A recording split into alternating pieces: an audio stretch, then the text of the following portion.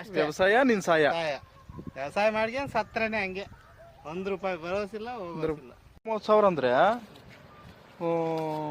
ಇನ್ನೆಲ್ಲ ಟೋಟಲ್ ಎಲ್ಲ ನಿಂದು ಇದು ಬರೋಷ್ಟೊತ್ತಿಗೆ ನಾರೆಲ್ಲ ಇಂಪ್ರೂವ್ಮೆಂಟ್ ಆಗೋಷ್ಟೊತ್ತಿಗೆ ಎಷ್ಟಾದದ? ಬಂದಿದ್ದೆಲ್ಲ ಇದಕ್ಕೆ ಇನ್ವೆಸ್ಟ್ಮೆಂಟ್ ಮಾಡ್ಬಿಟ್ರೆ ಹೆಂಗೆ?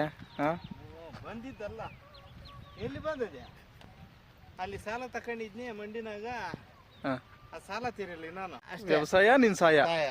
ವ್ಯವಸಾಯ ಮಾಡ್ಕೊಂಡು ಸತ್ರನೇ ಹಂಗೆ. 1 ರೂಪಾಯಿ ಬರೋಸಿಲ್ಲ ಹೋಗೋಸಿಲ್ಲ.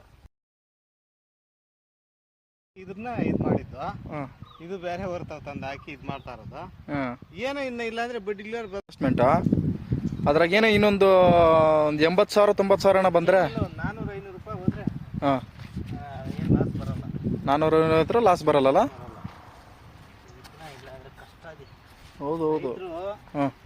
ದೇವರಾಣಿಗೆ ಹೇಳ್ತಾ ಇದ್ದೀನಿ ಕೇಳೋ, ಹಿಂಗೆ ಆತ ಆದ್ರೆ ರೇಟ್ಗಳು 2 ಬೆಳೆ 3 ಬೆಳೆ ಅಲ್ಲಿ ಇಲ್ಲಿ ತಂದು ಹಾಕಿ 4ನೇ ಬೆಳಕಿ 3ನೇ ಬೆಳಕಿ ಹಿಂಗೆ ಆಗೈತೆ ಅಂದ್ರೆ ರೇಟ್ಗಳು ಇಲ್ದಿರ 1 ಎಕರೆ ಜಮೀನು ಮಾರಿ ಸಾಲಗಾರ ಕೊಡ್ಬೇಕು ಅಲ್ಲ. ರೈತರು ಅಂತಾರ. ಪಾಪ ರೈತರ ಕಷ್ಟ ನೋಡಿದ್ರೇನೆ